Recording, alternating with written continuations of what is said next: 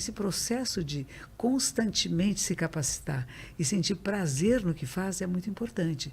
Agora, se está trabalhando numa coisa que detesta, que não tem os princípios e valores, essa empresa que você trabalha não segue seus princípios e valores, está na hora de modificar. Ou você sai da empresa, ou você modifica a empresa. O trabalho é uma das dimensões da vida. Uma dimensão importantíssima, mas não a única dimensão. O cansaço faz parte também da vida humana. Nós realizamos tarefas no nosso trabalho, não só tudo aquilo que daquilo que a gente gosta, mas algumas coisas que a gente tem que fazer.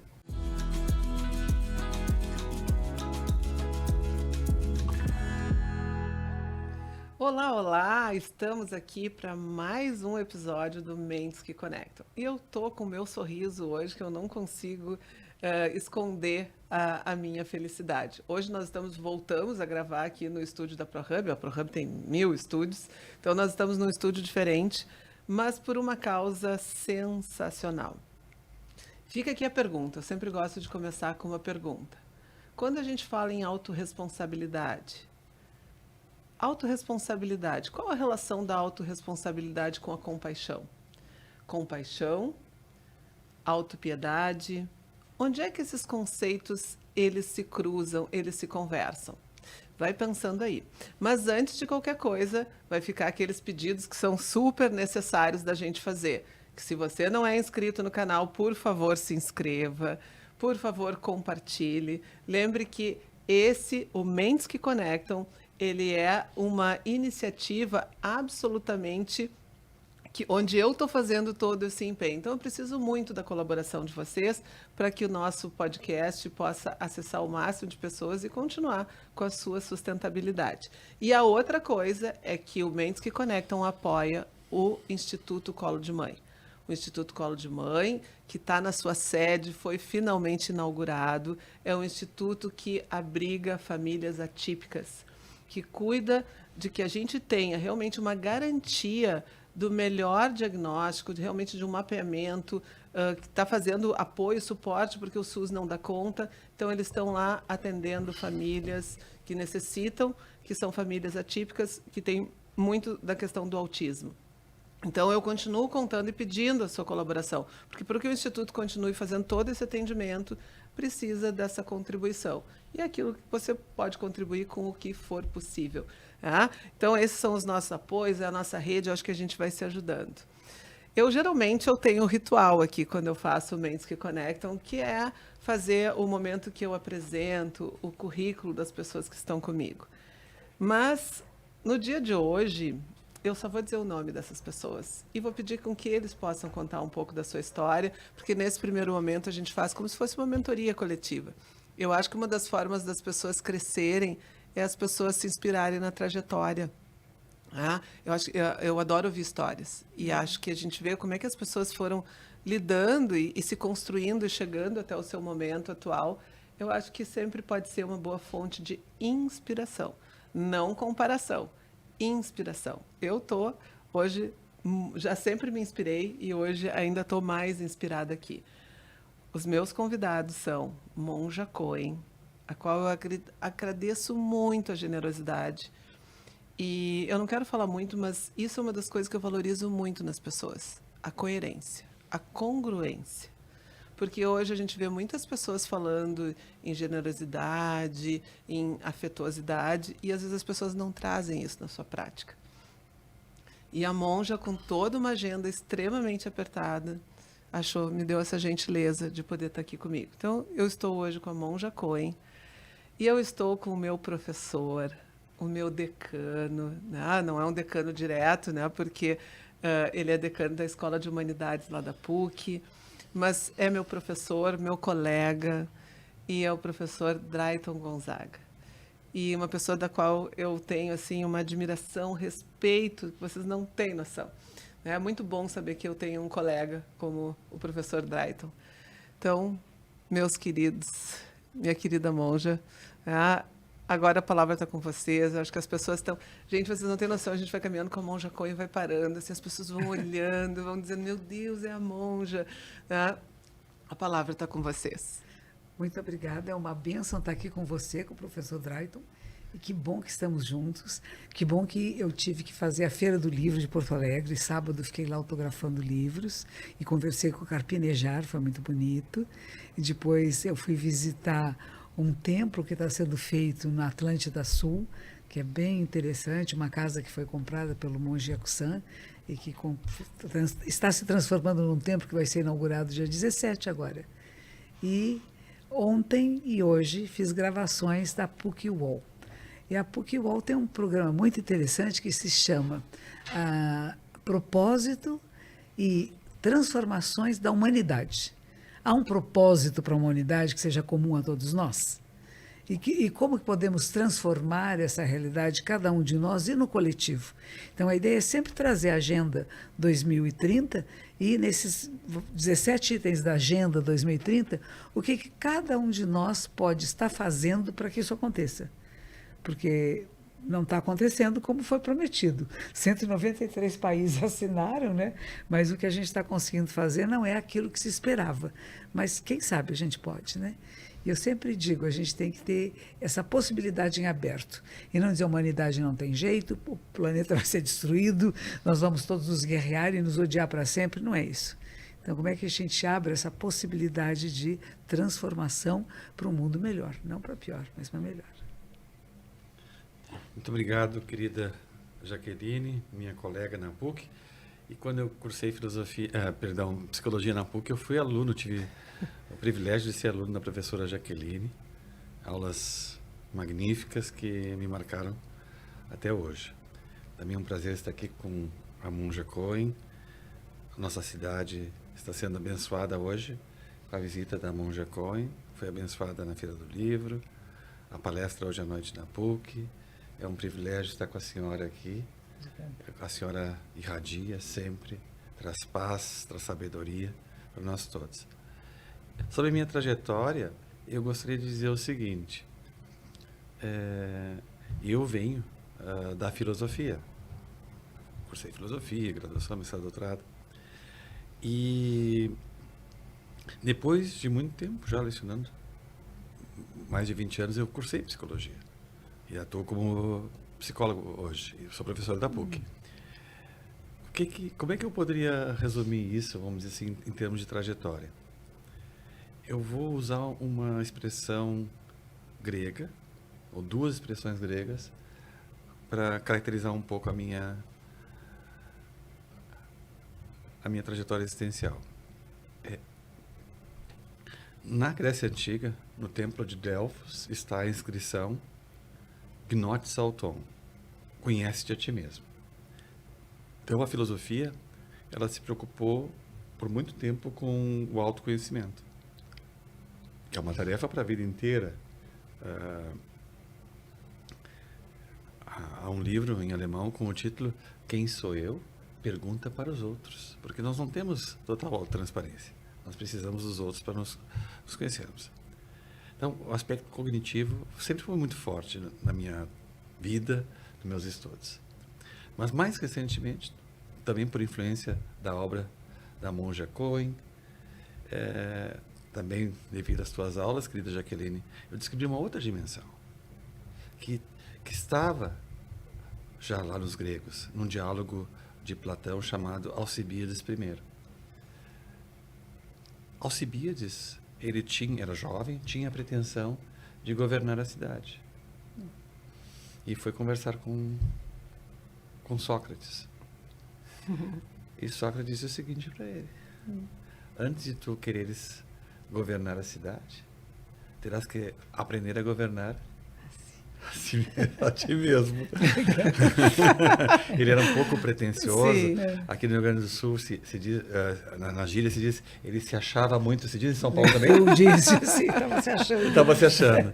Então, esse Alcibíades estava se achando. E a palavra que aparece nesse contexto é a palavra epiméleia, que nós traduzimos comumente por cuidado. Então, não apenas o autoconhecimento, mas o cuidado de si, que não é sinônimo de egoísmo. Não é sinônimo de egoísmo. É o cultivo de si, como a gente vê na tradição Zen. Sim. Né? E não é sinônimo de... a imagem que fica para mostrar que não é egoísmo é a máscara de oxigênio no avião. Se eu estou com uma criança do meu lado, primeiro Sim. eu coloco a máscara em mim e depois coloco a máscara na criança. Isso não significa egocentrismo, egoísmo, mas o cuidado de si em função do outro. E como a monja tem dito também ultimamente, falou há pouco, inclusive, o cuidado com a natureza. Então, vamos dizer assim, são as duas dimensões que marcam a minha trajetória. O conhecimento e o cuidado. Muito bom. E foi praticamente isso que eu falei hoje de manhã. Eu fiz 2 gravações de 3 horas cada uma. E que vou falar hoje à noite, na PUC, no Salão de Atos, né? Isso às 19h30. Que eu vou estar falando sobre como que nós podemos transformar. Aqui, eu vindo de avião, anteontem, quando eu cheguei, dói muito ainda, porque eu só vi de longe, né? As notícias que vinham aqui de Porto Alegre, de todo o Rio Grande do Sul, das enchentes, foram muito dolorosas, muito sofridas. E a gente vê nas câmeras, na televisão, mas conforme o avião sobrevoava, eu fiquei olhando e falei, nossa, mas isso tudo aqui estava encharcado, né? E agora já está secando, ainda tem áreas que ainda tem muita dificuldade, ainda tem muito entulho em algumas cidades, algumas áreas, né? Fala, nossa, tem que reconstruir tudo. E a força da sororidade das pessoas que se uniram e mandaram ajuda de todas as partes do Brasil, né? Mas também teve gente que roubou, que escondeu. Então a gente vê, nós humanos ainda não estamos todos prontos para aquilo que a gente chama que seria o nosso propósito e a transformação que pode acontecer neste planeta lindo, delicioso, maravilhoso, bonito e gostoso, e que a gente pode fazer que seja maravilhoso viver aqui. Mas ainda não estamos todos prontos. Mas que bom, porque temos uma tarefa. Então, em vez de achar ruim, esta época é maravilhosa, porque é a época da nossa vida e da nossa capacidade de interferir na realidade que estamos vivendo. Sabe que ontem eu fui fazer uma palestra numa empresa e eu tenho brincado, porque teve uma vez que eu fui fazer uma palestra e tinha tido, né, um show, uma banda e tal. E aí eu disse, no ano seguinte chego daí eu brinquei, né? Eu disse, bom, o pessoal vai dizer assim, bom, a empresa reduziu o orçamento. E aí eu disse, mas como é que eu posso chegar também, né? E aí eu disse, eu vou levar Albert Einstein. E aí, porque o Einstein tem uma passagem que ele tá com os alunos dele e aí os monitores dele chegam para ele assim, Einstein, olha só, tu tá fazendo a mesma pergunta que tu fez nas turmas anteriores. E o Einstein com aquela cara, eu imagino ele, né, com aquela carinha dele assim. E o Einstein, sim, tô fazendo a mesma pergunta. E aí os monitores, mas tu não acha perigoso? E aí o Einstein diz, eu acho perigoso se as respostas forem as mesmas. E eu estava falando com as pessoas exatamente isso. Todos os dias a gente tem uma oportunidade. Né? Porque todos os dias a gente tem a mesma pergunta. O que eu vou fazer do meu dia? O que eu vou fazer da minha vida? O que eu vou fazer das minhas relações? E quais são as respostas que a gente está dando? E pegando essa indagação, essa provocação do Einstein, né, eu queria muito ouvi-los em relação ao mundo do trabalho. Né? O meu mundo hoje, a minha prática, eu escolhi fazer saúde mental na área do trabalho. Porque eu entendo que é uma parte muito expressiva da natureza humana. Na medida que nós botamos o pé na adultez, nós começamos a cuidar da nossa identidade. E com a graça divina, a gente pode hoje seguir cuidando dessa identidade. A vez que eu lhe assisti, que a senhora falou que a senhora só vai parar de trabalhar quando a vida lhe parar, aquilo foi um alento no meu coração. Então, é uma parte importante da vida e que tem tantos desafios, porque hoje o que nós temos visto? Pessoas com burnout, né? Tem muito se falado do burnout, que é a doença pelo estresse do trabalho. As pessoas querendo sair do trabalho em busca de uma qualidade de vida, entre aspas. Né? Porque a sensação que eu tenho em alguns momentos é que as pessoas estão buscando algo.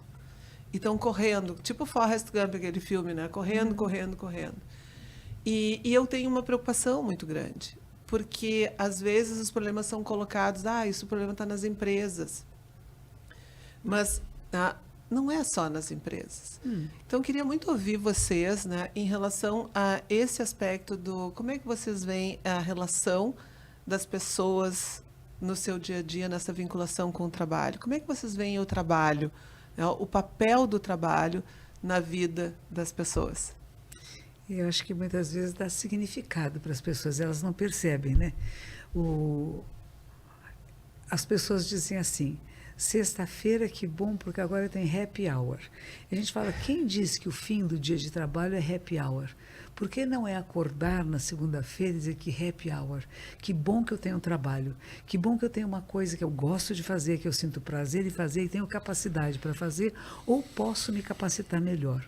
Então, esse processo de constantemente se capacitar e sentir prazer no que faz é muito importante.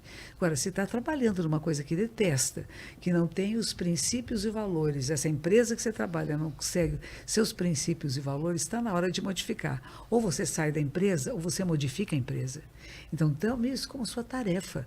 Vá falar com os diretores, com o presidente, peraí, nós não estamos cumprindo com os nossos valores e princípios. E por que a gente está infeliz aqui? A empresa é feita de seres humanos, não é a edificação, nem as máquinas, nem as mesas, são as pessoas que estão lá. E como é que você se relaciona com essas pessoas? Eu tenho uma discípula que ela é muito inteligente, é uma arquiteta com formação em engenharia, mas ela não consegue ter degraus acima na sua profissão porque ela não se dá com as outras pessoas com quem trabalha. Ela só critica todo mundo que está trabalhando com ela. Ela sempre tem uma crítica a fazer, uma relação de que ela está de fora, mas ela se coloca de fora. Então, a gente tem que perceber um pouquinho, se não estou bem no meu local de trabalho, o que eu estou fazendo? Por que eu estou me separando? Por que eu estou julgando e condenando pessoas que eu nem tenho intimidade com elas? E quando a gente trabalhava o tempo todo juntos, né? Ficava mais tempo no local de trabalho do que em casa, se não cria relações de afeto, não precisa amar a pessoa, mas de respeito, de reconhecimento. Se não cria isso, vai ser infeliz mesmo, né? E vai ter todo o burnout do trabalho, o que é? A expectativa que eu coloco em excesso em cima de mim. E eu sempre repito aquela frase do Drummond de Andrade, que eu gosto muito. Meus ombros suportam o mundo e ele não pesa mais do que a mão de uma criança. Então, mas é como é pesado para mim, não aguento mais, estou trabalhando demais. Por que parece demais? Porque não está tendo prazer, não está tendo alegria, não está criando coisas novas, está sendo muito repetitivo só e sem entusiasmo. Então, como é que a gente volta a ter entusiasmo e prazer na existência? Mesmo que sejam ações muito repetitivas. Professores, por exemplo, repetem aulas, né? Mas cada aula é um pouquinho diferente da outra, né? Porque as crianças, os adolescentes, as pessoas que estão lá não são as mesmas. E a gente vê nos olhinhos, né, o que está acontecendo, né? Se está tendo relação, se não tem relação. Eu digo, eu não tenho nenhuma palestra pronta, nada pronto, porque eu preciso do retorno das pessoas que estão me ouvindo. E conforme esse retorno vem, eu posso ir modificando e adaptando o assunto que eu quero tratar de acordo com a realidade do momento. E a mesma coisa deve ser na relação de trabalho. Não é dizer, não, meu trabalho é maçante, é monótono, eu faço sempre a mesma coisa.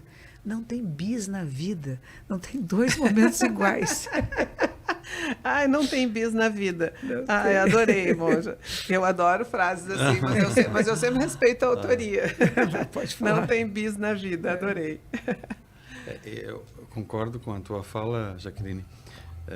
Na filosofia nós dizemos o seguinte: as respostas, elas caducam. E os problemas, as questões, permanecem as mesmas. Desde os gregos até hoje, nós nos deparamos com as mesmas questões. Sim. Qual é o sentido da minha existência? De onde vem tudo isso? Para onde vai? Qual é o significado da morte? O que vai mudando, o que vai mudando ao longo das épocas é como nós respondemos a essas questões. E a palavra questão vem do latim, do verbo querere, que é procura, busca. Então, a questão, a pergunta, é essa busca, essa procura.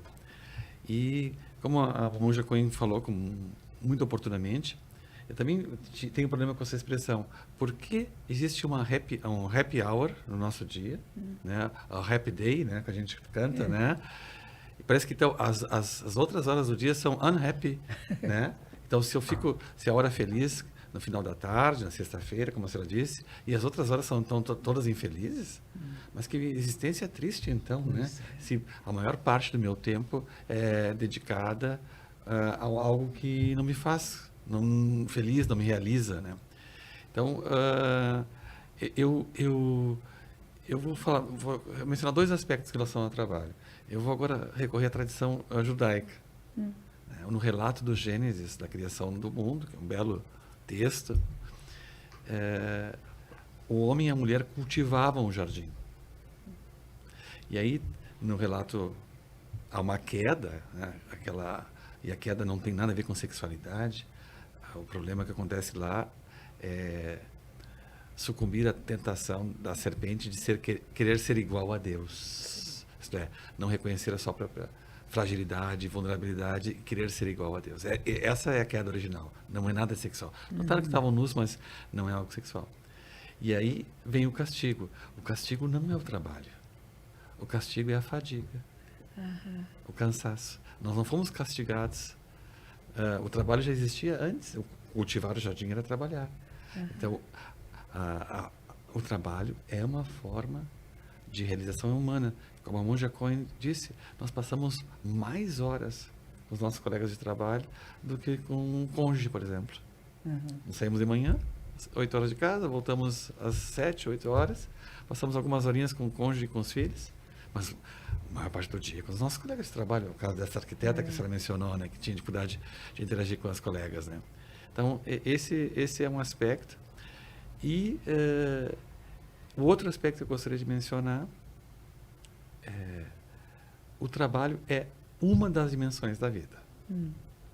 Uma dimensão importantíssima, mas não a única dimensão. Então, sim, quando eu sucumbo à tentação do culto à performance, que é um livro de um sociólogo francês chamado Ehrenberg, né? Tu conhece esse livro? Esse é o problema. O meu valor não vem por aquilo que eu produzo, é mais do que isso. Passa por isso, mas eu sou mais do que isso. Senão nós não daríamos bola para aquelas pessoas que não conseguem trabalhar, que não são produtivas, que não são economicamente cativas. Mas o trabalho é uma dimensão magnífica da nossa existência e não devia ser visto como um peso. Pois é, mas esse é um ponto. Claro que a gente vive hoje, né? E nós conversávamos aqui, né? Eu fiz transformações na minha carreira, né? Porque eu sou uma psicóloga e na psicologia a gente não aprende sobre marketing. Na psicologia a gente não aprende a parte financeira. Na psicologia, ainda mais quando eu fiz a psicologia, nós olhávamos somente realmente para o entendimento da dinâmica da psique, né? Do funcionamento humano. E quando eu descobri o mundo do trabalho, eu fiquei encantada com a possibilidade do quanto que a gente pode transformar o mundo pelo trabalho. E eu sou professora também na psicologia dos grupos e entender que as redes, os grupos, nós não somos nada sozinhos, né? Nós temos a nossa identidade, mas a gente vai se construindo através dessas relações. Então, isso foi me encantando. E eu fui vendo realmente a importância da relação do trabalho. Mas hoje, o mundo que a gente está vivendo também, a gente precisa do dinheiro. Eu entrevistei aqui uma pessoa, que é o Márcio Fernandes, que ele tem o livro Felicidade dá Lucro. E é muito interessante o livro, né? Porque ele fala sobre a importância da dimensão humana, mas também a importância da racionalidade. E ele vai falando o tempo inteiro desse equilíbrio, né? E hoje eu vejo que o que eu tenho percebido dentro da sala de aula, nas empresas, é realmente esse embaçamento de quem eu sou. O embaçamento como que eu lido com essa necessidade da performance. Então, a sensação que eu tenho é que parece que as pessoas saem de um pêndulo e vão lá para o outro. Aí, quando elas estão cansadas pelo pêndulo da performance, elas voltam para o... E nisso a gente está vendo sofrimento. E eu vejo as pessoas confundindo, colocando tudo na conta do trabalho, na sociedade do cansaço, mas muitas vezes, do que é mesmo que tu está cansado? Então, e isso assim que eu não quero entrar na receita, né? Mas como que a gente pode sair disso? Né? Como que a gente pode entender? Porque, ao mesmo tempo, hoje a gente precisa performance. As universidades precisam resultado, eu, como profissional, preciso resultado, porque a gente vive numa lógica que tem o capital. E não só isso, né? Nas nossas relações humanas, a gente sempre tem expectativas e quer reciprocidade. Então, isso faz parte. Performar, isso faz parte da nossa existência. Nós não vamos errar, não há como erradicar.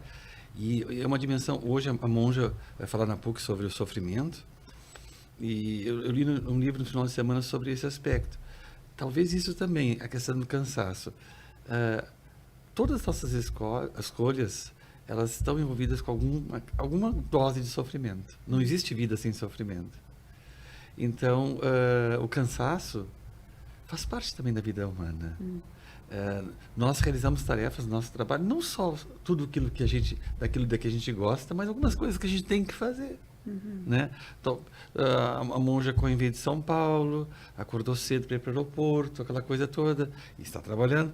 A gente não só faz o que quer nesse sentido, ou de que gosta, mas também uma espécie de ascese no trabalho. Não sei se a senhora... Não, mas é isso mesmo. Agora, achei interessante a ideia do cansaço, e do cansaço que o professor falou, né? Que é a expulsão do paraíso. A expulsão do paraíso é o cansaço. E o cansaço quer dizer o desencanto. É o desencanto pelo que você faz, porque o que nos cansa? Aquilo que não é estimulante. Porque nós podemos trabalhar em coisas que são muito estimulantes e que não me cansa. E eu faço breaks, né? Eu tiro espaços de respiração.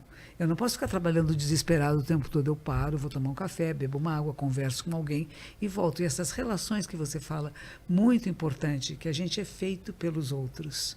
Nós nos reconhecemos com o olhar do outro que me reconhece. E se eu não tenho isto, e se eu não quero isso, porque eu vou ficar cansado de trabalhar, eu vou ficar o quê? Em casa? Eu vou me aposentar, vou ficar no aposento? Eu falei, que horror, ficar no aposento. Eu adoro isso. O aposento, a gente foi obrigado a ficar durante a pandemia e não foi nada maravilhoso. Sim. Descobrimos outras maneiras de nos comunicar, descobrimos as podcasts, tantas coisas que podem ser feitas, foi um crescimento também, né? Mas, ao mesmo tempo, eu me senti muito com vontade de encontrar pessoas, de olhar para os olhos das pessoas. Porque a gente fala, não é só com a boca, né? O nosso corpo todo transmite alguma coisa. E o que eu sinto ainda agora, por exemplo, no meu templo em São Paulo, que as pessoas não voltaram a frequentar como frequentavam antes da pandemia. E existe um certo receio de sair. Houve uma grande proliferação de notícias de crimes, de assaltos. Então, e eu dou aulas à noite, porque as pessoas trabalhariam durante o dia e à noite viriam ao templo. Então, houve uma diferença muito grande de presença física nas nossas práticas. E todos querem só aulas online. Eu falei, é bom a aula online, é importante. Eu gravei hoje aqui para a PUC porque acho importante isso. Você acessa muito mais pessoas, né? Mas, ao mesmo tempo, o encontro presencial ainda é essencial. Então, o trabalho, em São Paulo, pessoas não trabalham mais nem nas segundas e nas sextas, quer dizer, trabalham em casa, né? Faz o trabalho online, para evitar o trânsito. Aí, terça e quinta é um horror. Sim. Então, o que era segunda e sexta-feira, voltou para terça e quinta. Quer dizer, sempre vai ter dias da semana que vai ter mais trânsito. E nós temos que viver nesse trânsito. E não dizer, eu estou perdendo tempo, eu estou vivendo esse tempo. E o que eu faço quando eu estou no trânsito? O que eu faço quando eu tenho uma dificuldade? Eu estou viva aqui. Como é que eu uso? Fui pegar um avião, comentei até para Curitiba, o avião foi cancelado, meu voo das 3 da tarde, virou um voo das 8 da noite. Eu tive 5 horas no aeroporto. E tinha pessoas bravas, reclamando. Falei, o que eu vou fazer nessas 5 horas? Eu falei, eu vou ler. Aí peguei um livro, que era um livro que ia ser lançado ainda lá em Curitiba, e eu tinha escrito já há algum tempo, nem lembrava do livro direito. Aí sentei e comecei a ler o livro. Em 5 horas eu li o livro, tomei um chopp. Que maravilha, as pessoas, a monja bebeu um chopp, que vou fazer uma coisa inusitada. Eu nunca tomei chopp durante o dia no aeroporto. E eu me diverti. Foram 5 horas muito agradáveis. O que podia ser 5 horas de reclamação, que horror, eu tenho tempo, eu preciso chegar. A pessoa de lá já sabia, o avião foi cancelado, vamos ter que esperar. Se tivesse uma programação nessa noite, como um colega meu teve, ele fez a aula dele no dia seguinte, a gente se ajeita. Mas ficar no desespero, o burnout, que eu acho, tem a ver muito com isso. Eu preciso fazer aquele peso que está em cima das minhas metas, eu preciso trabalhar mais, mas está com a mente dispersa. E a mente dispersa, a gente leva muito mais tempo para fazer alguma coisa. E aí começa a ficar aflito porque não tem mais tempo, porque eu não consegui fazer, porque a mente está dispersa. E a gente falta voltar a ter foco. E o foco não é de 10 horas seguidas. Você, às vezes, em 1 hora, produz muito mais do que em 10 horas sem foco. E a gente trabalha um pouco isso, a meditação trabalha um pouco isso. Trazer você para o foco do que você quer fazer. E aí não é pesado, aí é leve, porque é gostoso. E saber ter breaks, né? Ter intervalos, que é uma coisa que me cobram. Mas esse viver os papéis, porque hoje a gente vê nessa transformação do mundo, que é um mundo realmente ágil, que é um mundo que as incertezas sempre tiveram.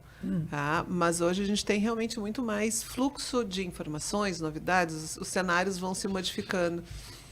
Mas o que eu tenho percebido e estou me dedicando a estudar são muitos os papéis. Quais são os papéis que nós desempenhamos na vida?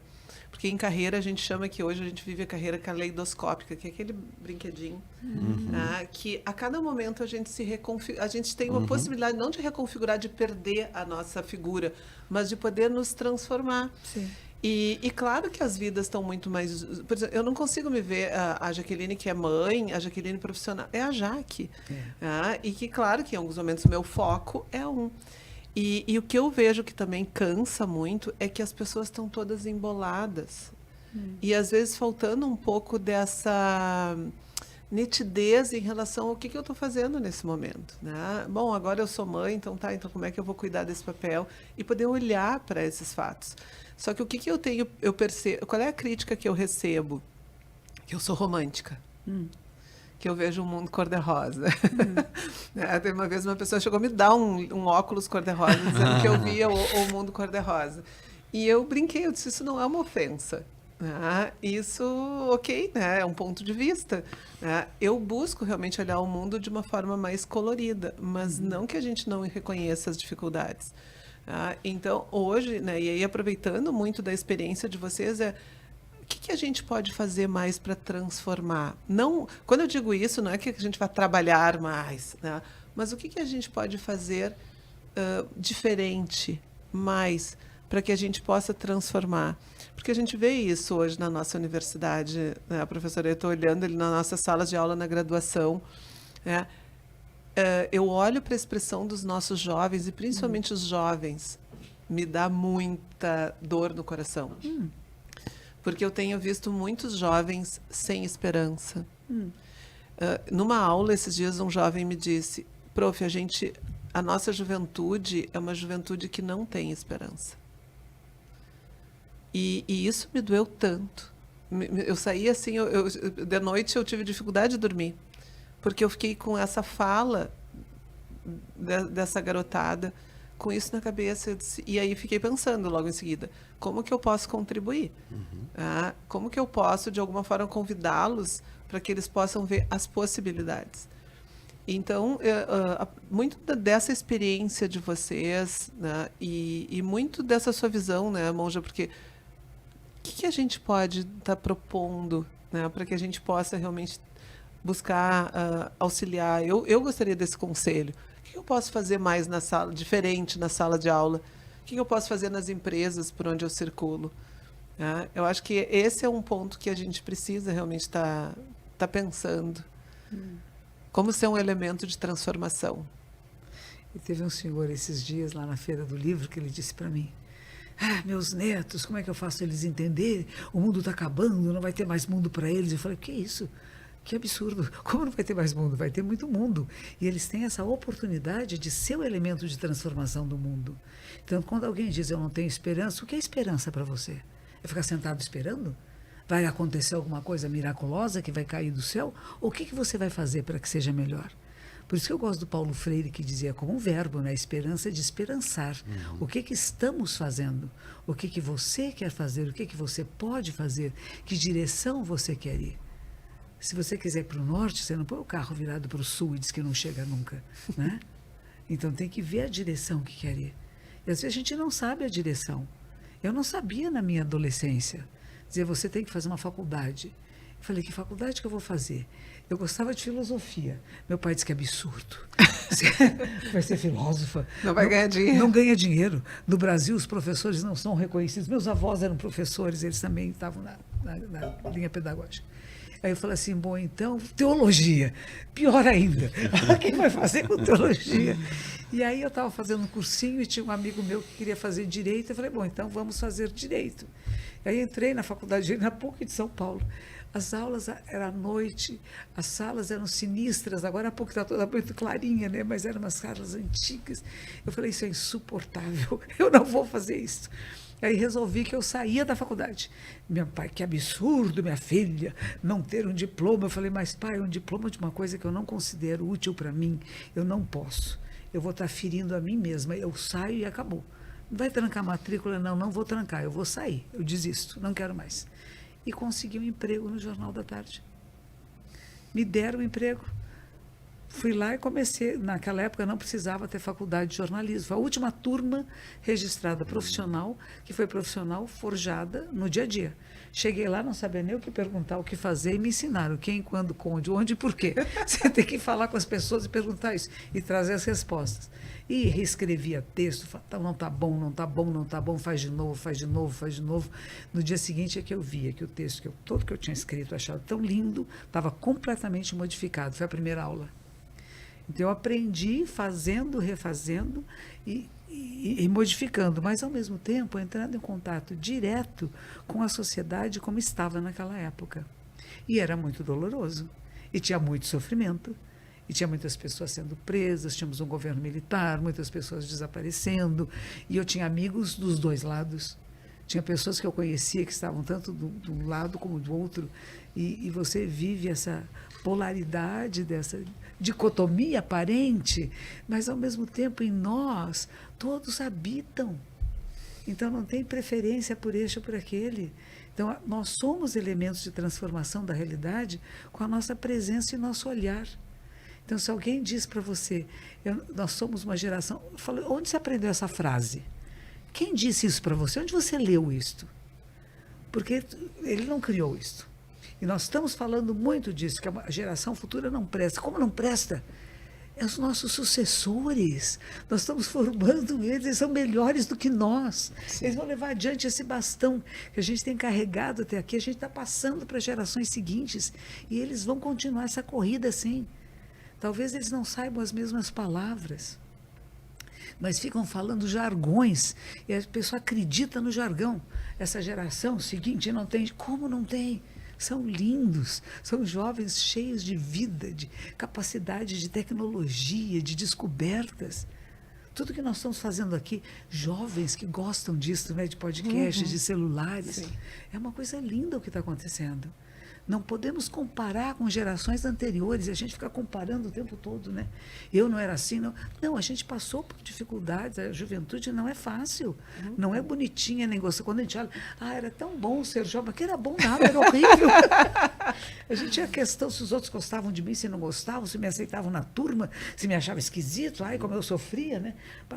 Adolescência, infância, que sofrimento trocar dente. Lembra disso? A gente esquece. Doía trocar os dentinhos. E a gente vai lá, a infância é melhor, a adolescência é melhor, a juventude é melhor. Não é.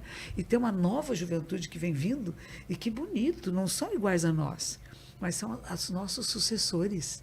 E a gente está formando esses sucessores bem, de forma que eles percebam e não caiam na armadilha de dizer nós não prestamos. Não caio na armadilha de dizer somos insuficientes. Não caio na armadilha de dizer não tenho esperança, não posso fazer nada, que o mundo está acabando. Faça o mundo não acabar. Assuma a sua liderança na vida, a sua posição no mundo, da geração que está chegando e que pode modificar.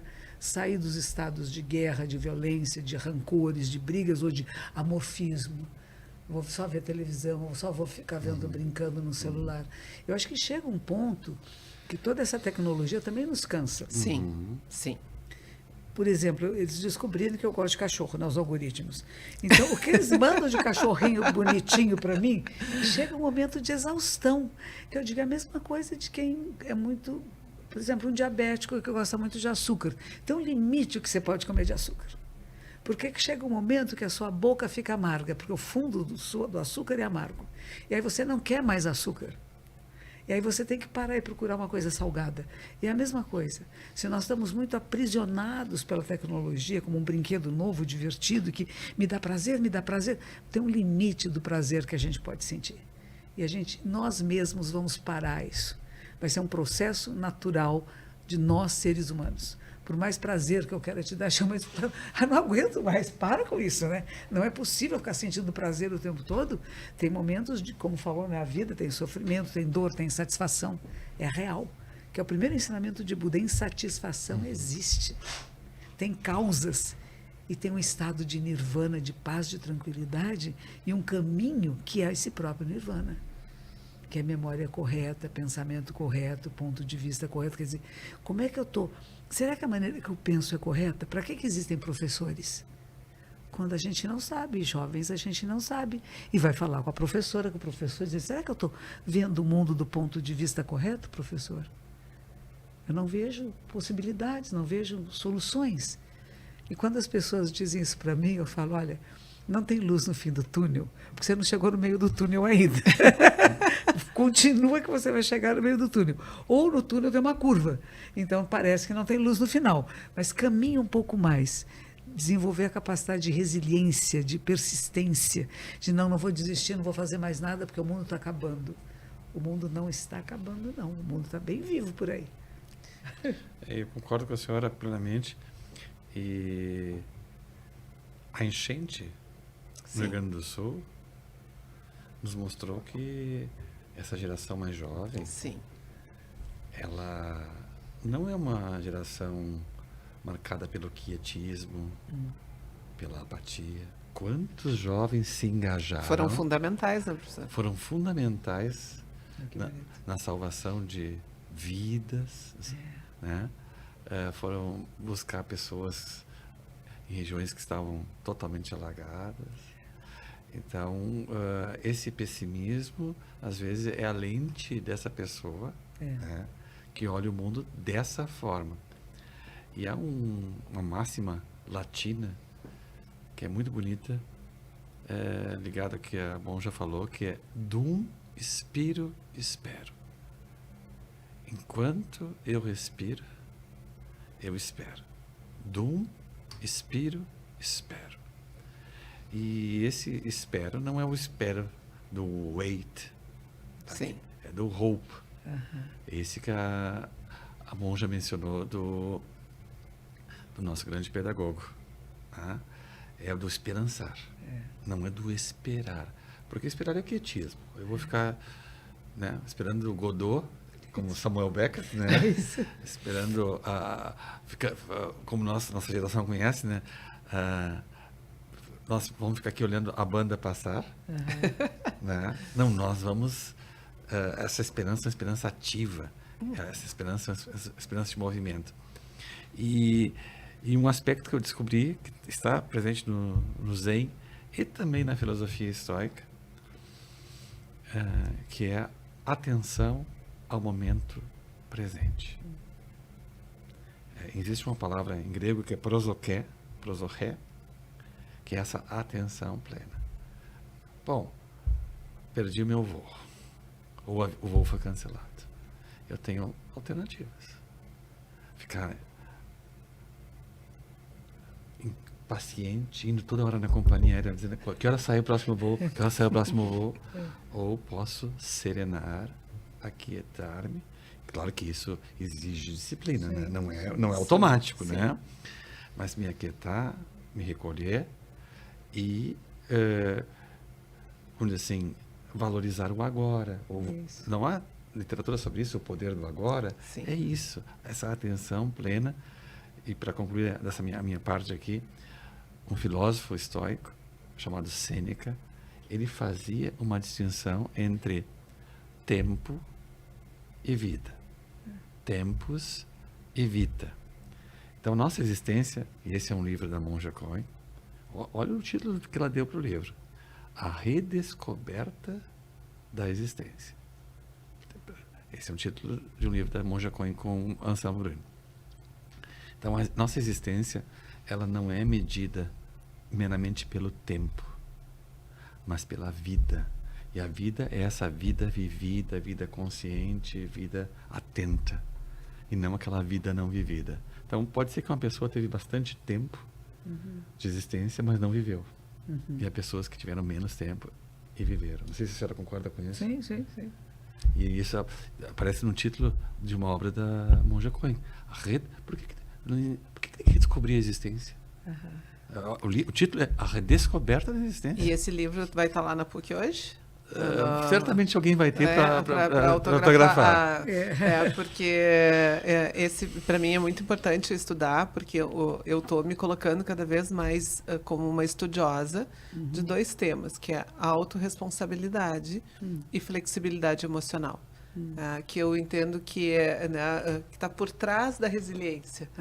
Porque para que a gente consiga ter essa força da resiliência, é importante que a gente tenha flexibilidade emocional. Então, eu estou me dedicando a estudar, já estou eu estou pronta a pedir para o professor Drayton, quero indicações para poder conseguir, dando sustentação a essas temáticas que são tão importantes. E ouvindo vocês, esse dia eu estava num curso e perguntaram quais são as competências que um líder precisa ter.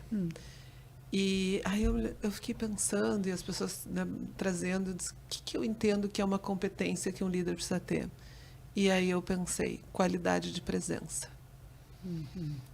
E foi exatamente pensando, né, que eu vou me emocionar, no meu pai. Né, porque meu pai foi uma pessoa que faleceu com 46 anos, muito jovem, e faleceu quando eu tinha 21 anos, estava 1 ano para me formar. E o legado que meu pai deixou, a força da existência, sendo uma pessoa que realmente assim teve que cuidar de 5 irmãs, né, que teve, e a gente vê isso, né? Olha a força da existência. Meu pai segue vivo comigo, né? E realmente e deixando um legado. Então, eu acho isso tão fantástico. E isso é qualidade da presença. É realmente fazer uma diferença. E hoje está muito... É desafiador com que a gente consiga ter essa postura de poder estar no aqui e agora, né? De poder realmente desfrutar do momento e desfrutar de si. Teve uma fala sua, Monja, num vídeo que a senhora fez que eu não vou lembrar textualmente, mas que a senhora fala da importância da gente olhar nos olhos das pessoas. Sim. Né? E a gente poder pensar, né, também o que o meu olhar está transmitindo. É isso. E eu achei tão lindo isso, né? Porque às vezes a gente... É isso, nós estamos tão fora da gente e às vezes tão numa postura de julgamento e a gente não está pensando o que meus olhos estão transmitindo. O que eu verdadeiramente estou sentindo, né? Que a gente nem para de sentir o que sente, porque está tão virado para fora e para atender tantas demandas, né? Mas é interessante, eu gosto da história de um samurai japonês chamado Musashi Sensei. E Musashi Sensei, desde pequenininho, era muito desafiador, brigava com todo mundo, lutava, desconsiderava as pessoas, provocava brigas, e acabou sendo preso, ia ser condenado. E estão levando ele, os soldados estão levando o Musashi Sensei para uma outra cidade, quando ele passa em frente do templo. Onde tem um monge, o monge fala, puxa, eu conheci esse menino desde pequeno, deixa ele aqui comigo. Mas pendura ele na árvore de ponta cabeça. E penduram ele na árvore de ponta cabeça e ele fica furioso. Então ele grita, xinga, cospe, né? E o monge fica embaixo rindo, dizendo, essa sua raivinha individual não tira você daí. Se você tivesse uma indignação maior do que isso, você estava livre. Aí ele fala, então me ensine. E aí ele diz, eu posso soltar você se você me der a sua palavra que você vai fazer tudo o que eu pedi. Ele diz, palavra de samurai. E ele põe o menino durante 3 anos estudando não só a arte da guerra, que vai trabalhar com isso, mas o autoconhecimento. O conhece-te a ti mesmo. E ele sai 3 anos depois um homem modificado. Ele continua sendo um samurai, continua estando em duelos, mas ele respeita seu adversário. A mudança que ele passou para ter respeito às outras pessoas. E continuou sendo um grande samurai. E foi um dos poucos que não morreu pela espada. No fim da vida, ele fazia caligrafia e pintura. Não é bonito isso? É lindo. É uma história incrível, né? De uma pessoa extremamente violenta, briguenta, que está desafiando, e dá um tempo para conhecer em profundidade a si estratégias. Qual é a estratégia da vida? Estratégia no mercado de trabalho. Estratégia na convivência dentro da própria empresa. Você é capaz de olhar a empresa, eu sempre digo às pessoas, como se você fosse o presidente, a presidenta da empresa? Ou você acha que tem um cargo inferior ali, que tem raiva do presidente porque tem um carro melhor que o seu? Pense nisso. Coloque-se no lugar. Para mim, a vida no mosteiro, isso foi muito intenso, Porque a gente tem atritos, né? Mosteiro é uma maravilha, é uma irmandade, né? Irmãos brigam entre si, as irmãs, então, juntas é uma farrinha. Então, é sempre coisas acontecendo. E cada vez que eu ia falar com a minha superiora, ela dizia assim, é você que tem que mudar. Se você mudar, se o seu olhar mudar, muda tudo. E eu falava, ela não está me entendendo. E ela dizia assim, olhe para Buda. Em vez de ficar olhando para as outras que elas estão fazendo, não é da sua conta. Faça a sua parte e olhe para Buda. Eu ia no altar e ficava olhando para Buda até que eu entendi que não era a imagem de Buda. Mas qual é o olhar Buda no mundo?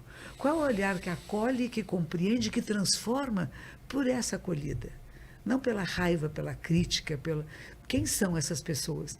Eu levei 8 anos e quase na hora de eu sair do mosteiro, na minha graduação, é que eu comecei a entender a grandeza dessa professora, dessa minha superiora, e a grandeza da acolhida que ela tinha para todas nós que viemos de background diferentes, de famílias diferentes, de razões diferentes de estarmos ali, e que ela acolhia todo mundo. Falei, como é que eu posso desenvolver esse coração que acolhe, que não julga, que não condena, que não reclama, mas quem chegou é alguém. E sabe o que ela falou para mim quando eu tive com ela a última vez? E não sou eu que ilumino ninguém, são cada aluna nova que chega que me ilumina. Cada pessoa nova que chega até mim me transforma. Não sou eu que as transformo, elas me transformam. Eu falei, nossa, agora a gente está chegando a algum lugar que o fundador da nossa ordem dizia, não sou eu que avanço em direção à sabedoria, à iluminação, mas é tudo que me leva para lá. Mas tem que ter a procura.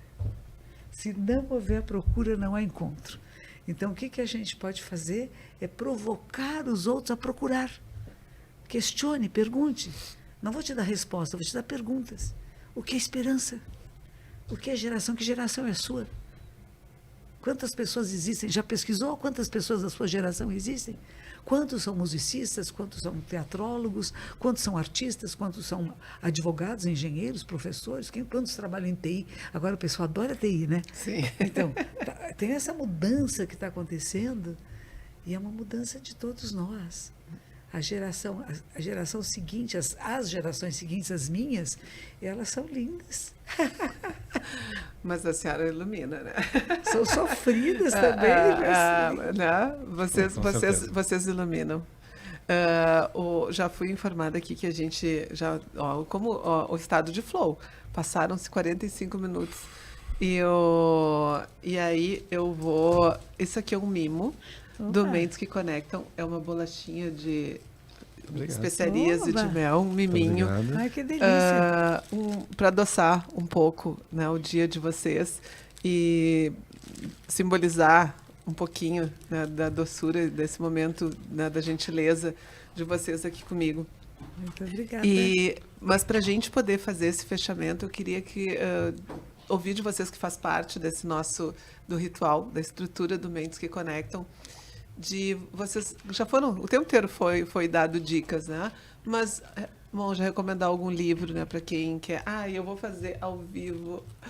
Eu vou pedir autógrafo para monja ao vivo, porque, né, são duas obras. Que livros são essas? Ponto de Virada, O que faz uma pessoa mudar. E Da Negação ao Despertar. Que são 2 livros que, né, assim, eu ainda não li e que eu fiquei pensando que são livros que têm muito a ver com esse meu momento. Sim. De poder seguir estudando sobre os desafios do comportamento humano. Então, daí pedi o autógrafo da monja aqui, mas pedi, né, para vocês de poderem dar uma dica, um livro, alguns das tantas suas obras, uma prática, alguma dica, porque as pessoas adoram dicas. Para as pessoas que estão nos escutando e que realmente foi uma festa tão grande quando eu disse para as pessoas que eu estaria com a senhora.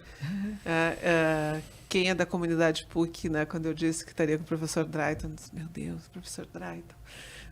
E que essa foi a experiência de um pouco, obviamente eu não vou mencionar aqui, mas eu lembro de uma vez nós gravando aula lá na PUC, na UOL, e aí eu perguntei para os meninos, porque eles veem muita gente lá. E eu disse para os meninos, eu digo, vocês devem ter, que vocês estão formados, estão um PhD assistindo as aulas todas. E aí eu perguntei para os meninos quem são as pessoas que mais impactaram vocês. E os meninos disseram que foi a sua aula. Obrigado. Foi um Obrigado. impacto Obrigado. para aquela garotada que está lá, né, fazendo as gravações das aulas. Então, para quem está aqui escutando o podcast, o Mentes que Conectam, que é uma das minhas pequenas intenções de poder transformar o mundo. E sempre reforçando para as pessoas que possam, quem está aqui acompanhando também, divulgar, né, para a gente poder se ajudar, entrar nessa esfera de cooperação. Então, que dica vocês dariam? Eu vou indicar uma obra. Um livro. E é o livro A Redescoberta da Existência Que é da monja. da monja Cohen Com- com o monge beneditino Anselmo Grün. Que bom, que bom. Leiam e põem em prática na vida. E eu sugiro que nos momentos de crise, de dúvida, sente-se por alguns minutos e respire conscientemente. Alinhe a coluna vertebral, ombros para trás, abre o peito, abre o diafragma, abre-se para o mundo e para aquilo que eu não sei o que é. Não é só o que eu sei, o que eu não sei é bonito, sabe? E respira. Solta o ar devagarzinho. Volta para o eixo de equilíbrio, o eixo axial do nosso corpo. A Terra tem um eixo axial, nosso corpo tem um eixo axial. A humanidade tem eixos axiais, eras axiais de mudança. Nós estamos vivendo uma dessas eras, de grandes mudanças da maneira de ser e estar no mundo. Então, encontra o seu eixo e continua. Não desiste. Estou sem palavras aqui e, na verdade, eu estou com a emoção. Estou com muita emoção, com muita gratidão mesmo, muito feliz. E acho que são as bênçãos da vida. Eu entendo que a vida tem esses momentos e que a gente precisa realmente desfrutar desses momentos. Eu tenho uma expressão que eu uso nas minhas palestras, que eu faço uma comparação com o mar. E eu digo, o mar tem a série de ondas boas e tem a série de ondas ruins, é da natureza. E que a gente precisa saber desfrutar cada uma delas, porque elas vão passar e vai seguir. Né? Então, gente, obrigada para quem nos acompanhou. Monja, muito, muito, muito obrigada. Professor, obrigada. É realmente um grande parceiro, é muita honra ter colegas. Né? E aí eu fico sempre em broma para terminar. Eu não sei terminar. Mas a gente tem que encerrar aqui, até porque a gente também se deixa muito extenso, um pouco o pessoal acaba às vezes não escutando até o final, mas então, obrigada pela companhia. Lembrem de apoiar o Instituto Colo de Mãe, é um trabalho muito sério, vocês podem visitar, tudo tem todas as questões de transparência lá. Todas as ações elas estão absolutamente abertas para que a gente possa ver que é um instituto sério e que está fazendo um trabalho lindíssimo de acompanhamento com as famílias atípicas. O tempo inteiro está passando o QR Code aqui, para vocês poderem, quem puder, apoiar. E apoiem também o nosso Mentes que Conectam aqui, compartilhem e até a próxima. Obrigada pela companhia.